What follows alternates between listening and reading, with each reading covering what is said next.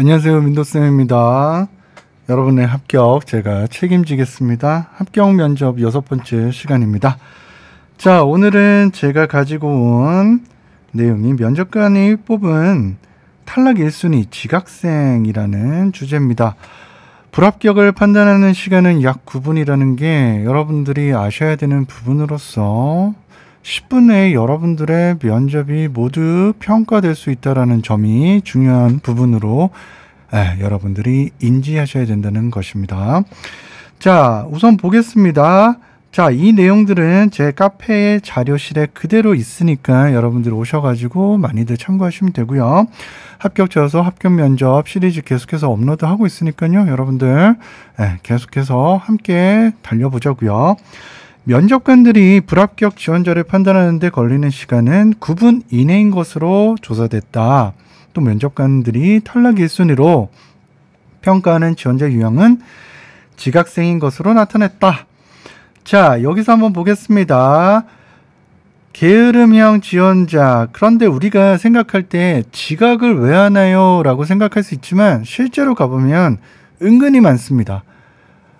물론 이것 때문에 지각했으니까 무조건 탈락 이런 것까지는 아닐 때도 있겠지만은 정말 그 사람의 첫인상에서 지각은 계속해서 각인 효과, 부정적인 각인 효과가 정말 크게 자리 잡힙니다. 그래서 면접관들 사이에서는 서로 간에 이런 정보를 주고받을 때 이 친구가 몇 분에 도착했고 늦었을 때는 반드시 서로 간에 이 부분을 공유해주는 매뉴얼이 있습니다.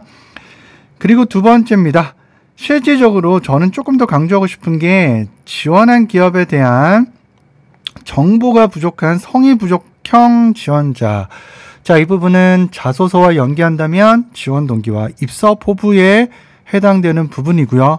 그리고 직무 역량에 있어서는 여러분들이 지원하는 기업의 직무에 어떤 업무가 실제로 진행되고 있으며 해당 업무에 여러분들의 역량을 어떻게 접목할 수 있는지를 성의 있게 답변한다는 것은 바로 이 접목과 기여할 수 있음을 어필한다는 것에 착안을 해주시기 바라겠습니다. 자, 그리고 세 번째, 자신감 없는 무기력한 지원자. 이 부분은 뭐냐면요. 근자감까지도 제가 바라진 않겠지만 그래도 또박또박한 발성과 여러분들이 뭔가를 질문을 받았을 때 자신감 있게 계속해서 적극적으로 틀려도 괜찮아. 그치만 적극적으로 임하는 모습을 보인다면 상대방은 그 애티튜드, 여러분들의 그 하나의 이슈에 대한 애티튜드를 보거든요. 그럼 그 애티튜드는 추후에 여러분들 신입사원을 대할 때 위에 분들이 보셨을 때 신입사원이 어떠한 문제를 잘 해결하느냐 이걸 기대할까요? 그렇지 않습니다. 위에 분들이 요구하는 것은 단 한 가지입니다. 과연 어떠한 사안과 이슈가 발생했을 때 이 친구가 마치 내일처럼 정말 적극적으로 임하고 적극적으로 의견을 개진하고 이 친구가 틀려도 자신이 이렇게 해보면 안 될까요? 라는 ABCD라는 안을 제시할 수 있는 그런 적극성을 보일 수 있느냐? 이것이 가장 중요하다는 겁니다. 자, 4위 한번 볼게요. 질문과 상관없는 대답을 하는 동문 서답형이 있는데요. 그쵸? 자, 본인이 기여할 수 있는 직무를, 기여할 수 있는 이유를 선정하시고 어필하십시오라고 했는데 계속해서 회사 찬양만 하고 있다면 이 친구는 자신의 역량을 어필하라는 채용 담당자의 의도를 정확히 간파하지 못했다라는 부분이 되겠죠.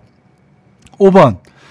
면접에 집중하지 못하는 주의 산만형, 그러니까 주변을 본다든지 면접관들을 응시하지 못한다라든지 이런 아주 기본적인 태도에 있어서 그리고 문제를 자신이 질의를 받거나 문제를 받았을 때 해당 부분에 대한 두 가지씩 답변을 제대로 못한 채 산만하게 답변하는 경우도 사실 4번과 5번이 동시에 이루어지는 경우가 상당히 많다라는 거. 6번 한번 보겠습니다. 자기 멋대로 탈락을 예상, 자포자기. 이게 한국인들이 은근히 있는 경우인데요. 자기가 부족한 거를 겸손과 섞어서 여러분들이 자칫 표현할 때 물론 제가 많이 부족하다는 건 압니다. 그래서 저는 사실 여기 지원 자격이 그렇게 다른 경쟁자들에 비해 높지 않다는 것도 알고 있습니다. 이렇게 말하는 분들이 있어요. 이게 사실 윗선에 계신 분들이 봤을 때는 상당히 자신감이 결여된 모습 보이거든요. 일단 면접에 왔다는 거는 나머지를 제로 베이스로 두고 여러분들을 동해선상에서 컴피티션, 경쟁을 붙여보고 싶다는 거예요. 그러면 옆에 친구와 본인은 자꾸 우리가 비교할 때 스펙을 비교하거든요. 나보다 더 좋은 대학인 것 같아. 나보다 학점이 좋아. 나보다 자격증과 또는 사회활동이 많네.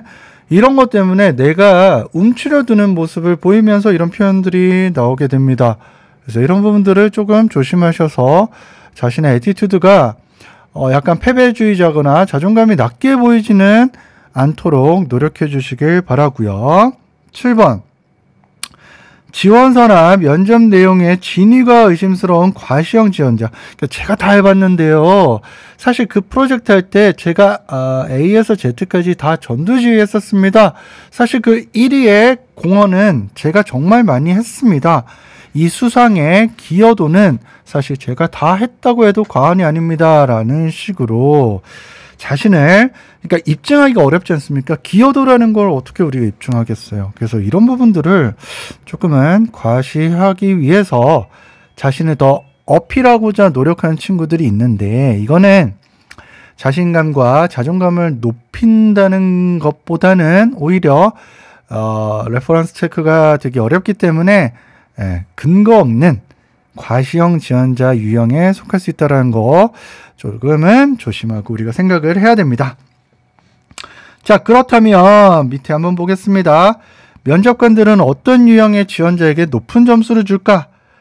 자, 면접관들에게 지원자들 중 우리 회사뿐만 아니라 다른 회사의 면접에서도 좋은 점수를 얻을 것 같다고 판단한 유형을 꼽아보게 한 결과 첫 번째, 지원 분야의 경험이 그러니까 내가 지원한 직무 또는 업종 관련된 경험이 풍부해서 그러니까 이게 가장 중요한 거예요. 48%를 우리가 차지한다는 것은 지원 분야 관련돼서 직무 경험 그리고 업종과 직무가 맞지 않더라도 이 해당 업종에서 내가 일을 해봤다라는 것을 어필하는 게 정말 많이 선택에 지대한 영향을 미친다라는 걸 여러분들은 인지하셔야 돼요. 그래서 자소서에 이 내용들이 많은 친구들이 면접 가서도 상당한 유리한 고지에 있을 수밖에 없다.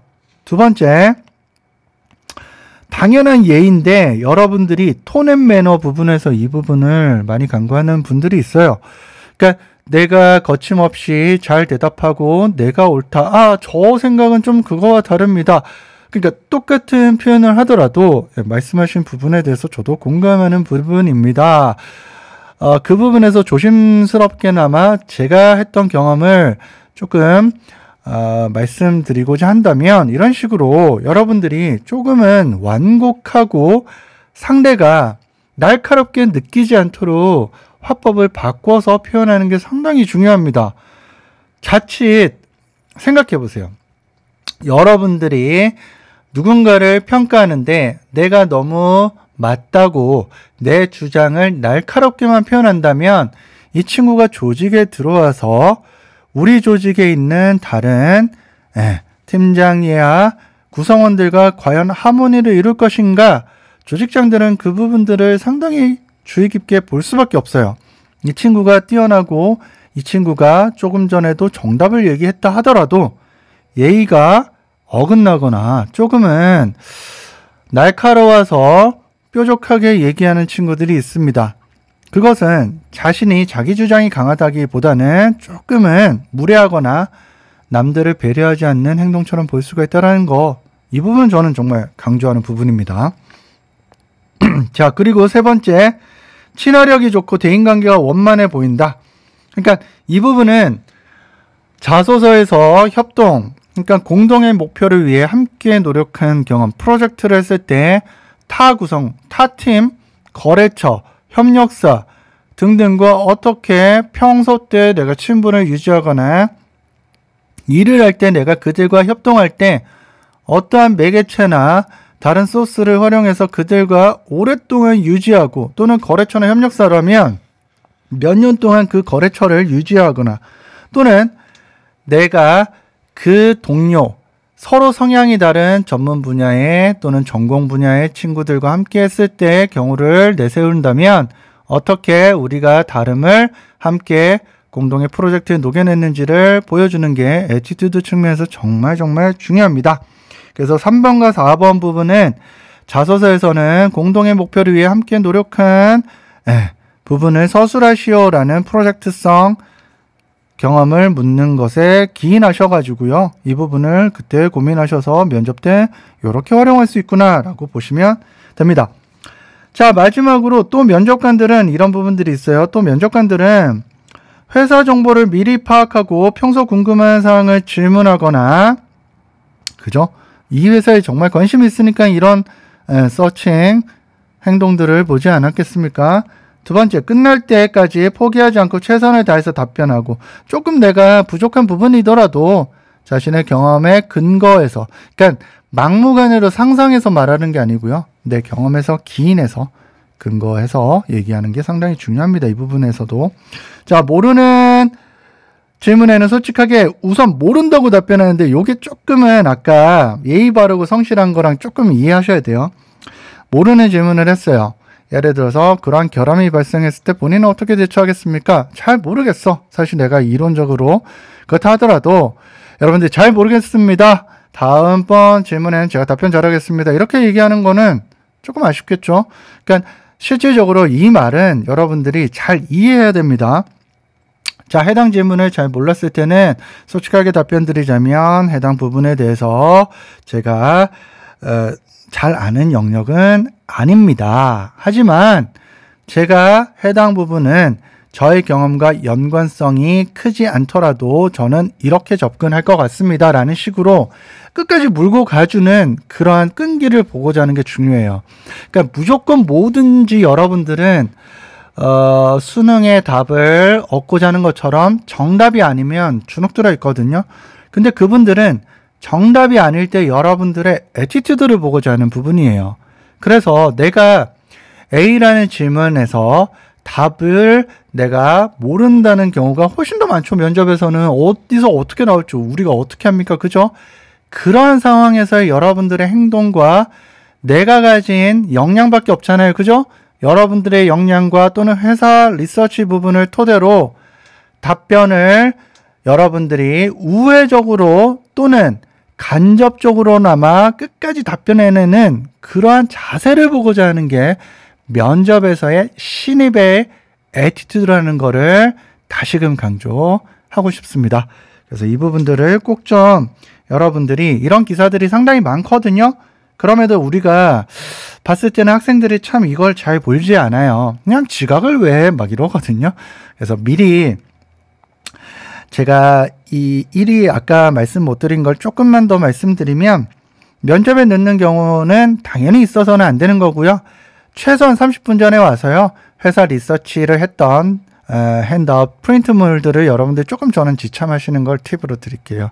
그래서 그 바인더나 프린터를 좀 들고 와서 면접관들 앞에서 조금 더 내가 앉아가지고 그 부분을 리뷰하면서 보는 모습들을 좀 보인다면 그리고 필기하거나 뭔가를 보고 있다는 모습들을 보인다면 상당히 준비된 지원자고 그런 각인 효과 측면에서 상당히 좋은 모습을 보일 수 있는 사전 측면에서 좋거든요. 그런 모습을 보이라는 게 요 지각하지 말라는 부분에 포함되어 있다라는 말씀을 한 번 더 드리면서 합격 면접 6번째 에피소드는 여기까지 완료하겠습니다. 다음 시간에 7번째 에피소드로 돌아오고요. 이 에피소드별 이 내용들은 들어오셔서 다 볼 수 있으니까요. 링크 달아드릴 테니 여러분들 많이 공부하는 데 도움되셨으면 좋겠습니다. 감사합니다, 여러분들. 여러분들 합격을 기원하는 민도쌤이었습니다. 감사합니다.